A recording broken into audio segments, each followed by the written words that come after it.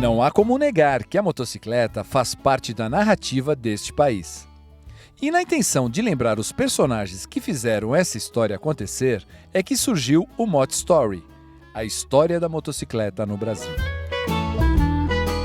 São encontros festivos realizados para relembrar as vivências dessas personalidades e aproximar isso tudo das novas gerações. E nesta noite o assunto é o início do motocross no Brasil. Em 1970, foram importadas as primeiras motocicletas do tipo trail, de uso misto. A primeira prova com largada em linha, com os pilotos lado a lado e bandeirada, aconteceu no norte do Paraná em 1970 e 1971. A prova reuniu alguns dos expoentes do motociclismo de competição da época, como Walter Tucano Bart, Carlos Bittencourt e Denísio Casarini, vencedor daquele evento. A facilidade da criação das pistas e o interesse crescente do público fez com que, aos poucos, as provas se espalhassem e a modalidade crescesse. Em seguida, uma prova realizada em São Paulo, no campus da Universidade de São Paulo, atraiu mais de 15 mil pessoas, segundo a imprensa da época. Esta prova foi vencida por Tucano. Foi um sucesso tão grande que o esporte invadiu definitivamente a mídia e começou aos poucos a provocar uma especialização nos competidores. Pouco depois, surgiu em Guarulhos, na beira da rodovia Presidente Dutra, ao lado do local onde seria instalado a fábrica da Yamaha, uma das primeiras pistas permanentes do Brasil, conhecida como Trailândia ou Yamalândia.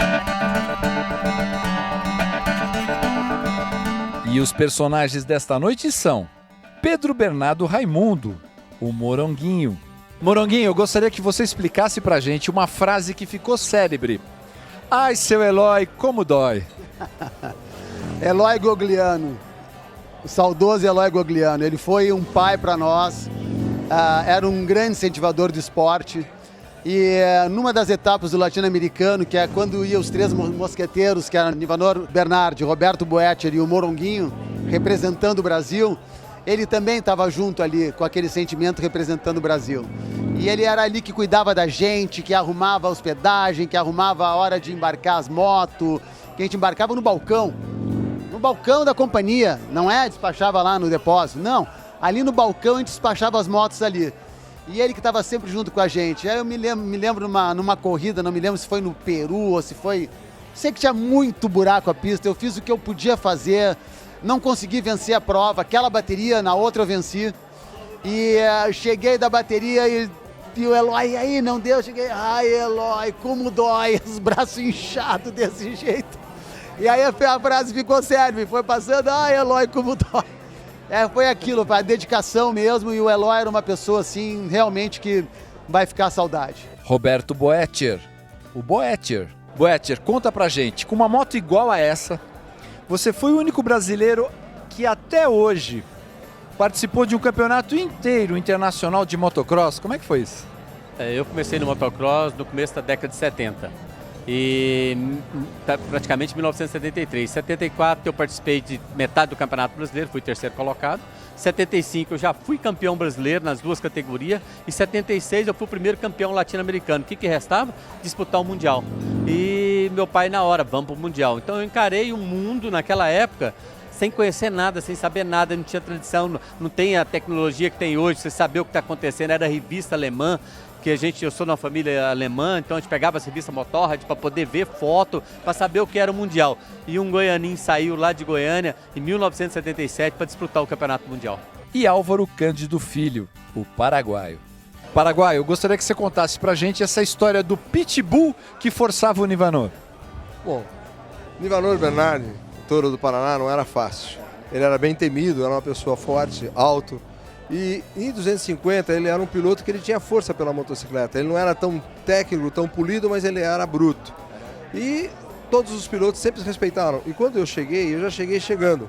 E ombrando já com o Nivanor. Então, praticamente, de 250 para ombrar com o Nivanor, isso foi o que me deu esse apelido, vamos dizer assim, o que me deu um pouco me fortaleceu e fez com que os 3 mosqueteiros se transformassem em 4 mosqueteiros. Então, para mim, foi uma honra poder ombrar com o Nivanor, porque foi a primeira ombrada, olhamos um para o outro, foi a segunda, olhamos de novo e nos ombramos muitas vezes, mas sempre nos respeitamos. Ele, para mim, era o meu ídolo e como de todos, né? Todo mundo sentia vontade de ser o Nivanor Bernardi. Então, eu consegui disputar com ele, para mim foi uma grande honra, para mim foi uma maravilha esse apelido.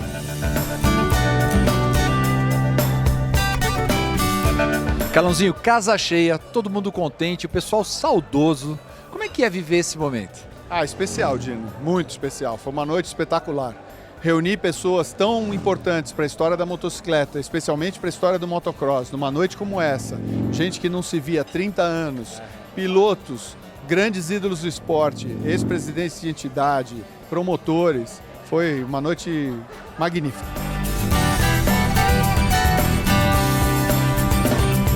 História do motociclismo nacional, somente aqui no Momento Moto, é claro.